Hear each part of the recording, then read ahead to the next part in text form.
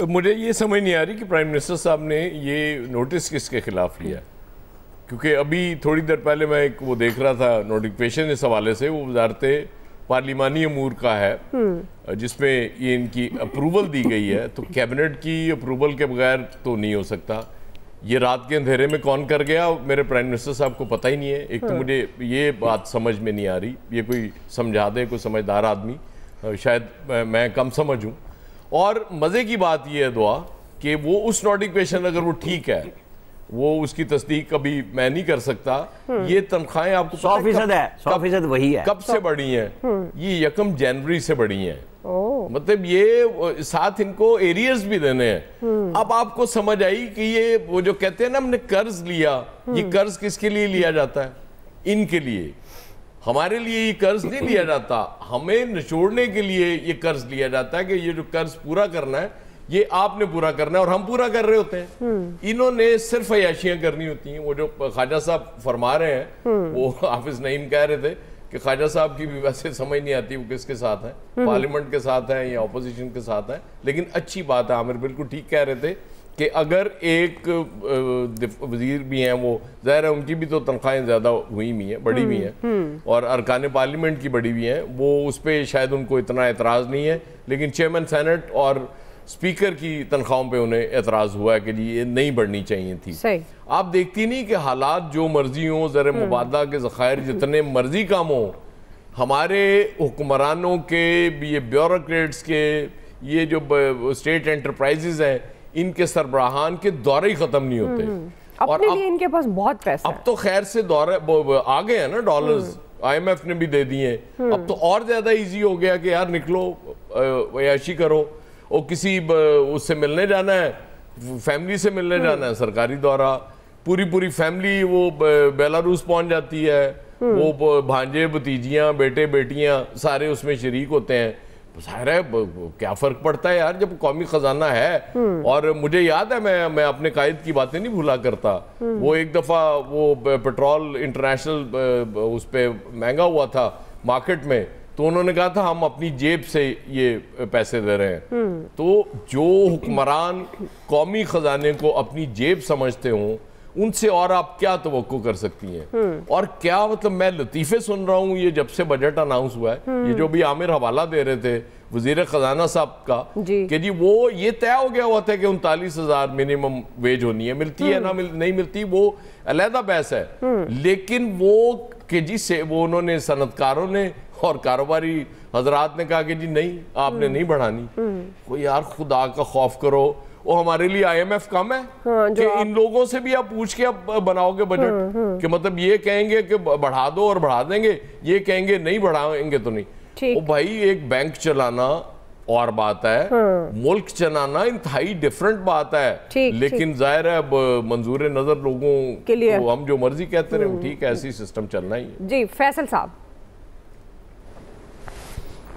देखिए, जब वज़ीर ख़जाना ने एक अजीब व गरीब, एक हमकाना किस्म की ये बात की है, तो इसका मतलब तो ये हुआ कि जो टैक्सेस लगे या जिस टैक्सेस में छूट हुई वो भी आपने इनकी मर्जी से ही लगाए होंगे। ये तनख्वाहदारों के साथ भी एक तरीके से ना फ्रॉड हो गया ना। क्या 50,000 लाख वाले को चले आप फायदा हो गया, इस वक्त जिसकी तनख्वाह 2.5 लाख 3 लाख 5 लाख है, वो भी लोअर मिडिल क्लास में आता है, वो कोई अपर मिडिल क्लास में अपर क्लास में नहीं आता। उसको इस तनख्वाह में जो है, इस टैक्सेस में जो है वो कितना बेनिफिट मिला। उनके साथ भी मजाक हुआ। अभी 37,000 रुपये तनख्वाह है। अरकान पार्लियामेंट से किसी ने या स्पीकर साहब से या चेयरमैन सेनेट साहब से किसी ने दरखास्त की थी आपसे आके कि आप सेनेट के चेयरमैन बन जाएं या स्पीकर बन जाएं, आपकी बड़ी मेहरबानी होगी? क्यों भाई, आप अपनी शौक से अपनी मर्जी से बनाइए। वो लोग हैं जो इलेक्शन पे करोड़ों रुपए लगा कर आते हैं, करोड़ों रुपए लगा के आते हैं। जितनी तनख्वाह ले रहे हैं इसकी इनकी औकात नहीं है। इनके रोज के खर्चे जो है ना वो इतने होंगे, लेकिन माले मुफ्त दिले बेरहम वाली बात है, लिए करे जा रहे हैं। इनको तो चाहिए कि जो कम से कम तनख्वाह है 37,000 रुपये, कौमी सूबाई असम्बली के मेंबर से लेके वजीर आजम और सदर पाकिस्तान तक ये होनी चाहिए, ताकि इनको एक एहसास हो जब कि 37,000 रुपये तनख्वाह जो किसी को मिलती है ना, अव्वल तो वो भी नहीं मिलती जो आमिर साहब कह रहे हैं, लेकिन जो जिसके पास आती है उसके दिल पे उस वक्त क्या बीतती है 37,000 रुपये तनख्वाह लेने वाले पे। इनको पता है 37,000 रुपये तनख्वाह जगह वो भी नहीं मिल रही है। लेकिन चले इनकी तनख्वाह तो आप वही मुकर्रर कर दें, आप बड़ी मेहरबानी करें।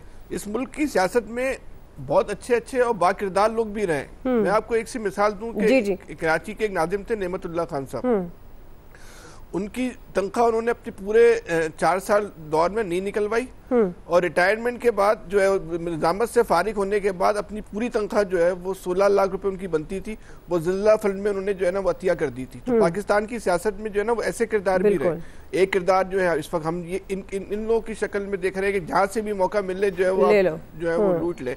ये जो अपना चेयरमैन सेनेट है वो आपको उनकी वीडियो होंगी, अभी कुछ दिनों पहले की बात है कि जो बेटे की या बेटी की जो कॉन्वोकेशन था उसमें पूरी फैमिली को सरकारी खर्चे पर ले गए थे, सरकारी विजिट के नाम के ऊपर। वो सरकारी विजिट भी हो गया, कॉन्वोकेशन भी हो गया। तो ये तो इस मुल्क का हाल है। ये जो इस्तिसाली तबका है जी ये जिस तरीके से आम आदमी को लूट रहा है, तो और किसी तरह जो है वो उस पर स्टॉप लगाने को तैयार नहीं है। अगर और सबसे बड़ी बात यह है कि इस मुल्क में तबाही और बर्बादी का जिम्मेदार अगर इस मुल्क सही सिम में नहीं आया तो उसकी जिम्मेदारी हुक्मरान तबका ही है और कोई बाहर कोई और तो नहीं है। वही तबका जो है वो सारी मराज पे कब्जा किया चले जा रहा है। मुल्क को भी आपने तबाह किया है, इस कौम को भी आपने जो बराना कर दिया है और फिर भी आपका जो है ना वो जो है ना पेट नहीं बढ़ रहा। अब देखना ये कि वज़ीर आज़म ने नोटिस ले लिया है तो इनकी तनख्वाहें कितनी कम होती है और वजीर दिफा को भी चाहिए कि इस बात का ऐलान करे कि वो नहीं ले रहे। कम से कम जितनी तनख्वाह उनकी पहले थी वो लेंगे, जो तनख्वाह बढ़ाई है वो कम नहीं लेंगे। इतना ऐलान तो कर ही दें, 37,000 ना सही इतना तो कर दें। ठीक, इलियास 74,000 ही कर दें। देखिए इतना ज्यादा इजाफा करना एक अजीब सी बात है जो लोगों में बजट में, जबकि मुल्क मुश्किलात का शिकार है, कर्जा लेने के लिए तरले डाले जाते हैं। आखिर में बात करूंगा, कर्जा लेने के लिए हर दफा जाते हैं और उनकी शराइत भी मानते हैं और शराइत मानते हैं और फिर अपनी जिस तरह इस पर IMF का नोटिस नहीं होता कि इतने ज़्यादा इनकी घर देख लें, इनको जो सरकारी घर मिले उनके खराजात ही नहीं माने, तो ये तो बहुत ज़्यादा है। आवाम को क्या मिलता है? आवाम को तो कुछ नहीं मिलता। आवाम को सब्सिडी दी जाती है और वो सब्सिडी जो दी जाती है बाद में सर्कुलर डेट बन जाता है। सर्कुलर डेट के लिए फिर दोबारा गवर्नमेंट से की जानिब से कर्ज, इन पर टैक्सेस लगाए जाते हैं, फिर इन्हीं के पैसों से फिर इन्हीं को खून निचोड़ के आवाम का फिर इधर लाया जाता है।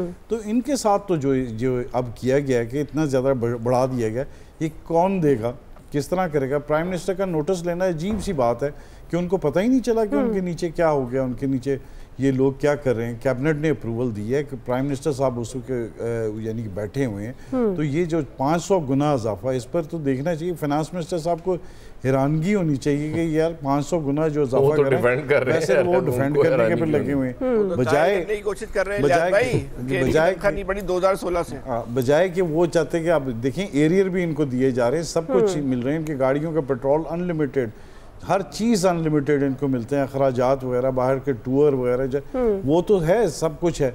तो अब इतना बढ़ाने की ज़रूरत क्या है? इसको बजाय पहले बहस की जाती है, इस पर बहस की अगर ये वायबल है कि नहीं है, लेकिन इस तरह करना पहले देख लें। पंजाब असम्बली में भी किया गया, दूसरी असम्बलियों में भी किया गया, इतनी बढ़ा ली हैं, जबकि 37,000 रुपये जो बात की जाती है वो अपने खुद नहीं दे रहे, सूबे में अमल दरामद नहीं किया जा रहा। तो लोगों के पास तो इनके पास क्या कहते हैं तनख्वाह देने के पैसे नहीं है, तो अब इधर अजीब ड्रामा कर लिया गया मुल्क में, अजीब यानी कि पूछने वाला ही नहीं कोई इनसे। सही चले, आपको पॉइंट आ गया। बहरहाल हमारा जो बुनियादी सवाल, सरकारी मुलाजमीन की तनख्वाह 10%, चेयरमैन सेनेट और स्पीकर की तनख्वाह में 5% इजाफा कर दिया गया। क्योंकि क्विकली ब्रेक लेनी है जी, ब्रेक के नाम से आपका पॉइंट ले लूँगी। अभी हम एक ब्रेक ले रहे हैं जी, ब्रेक से हम वापस आएंगे। दूसरा सवाल, मशरिक़ वस्ता में नई जंग के खतरात से मुतल्लिक ईरान इसराइल के दरमियान मुमकिन कशीदगी से पाकिस्तान पर कितना असर पड़ेगा? ब्रेक के बाद।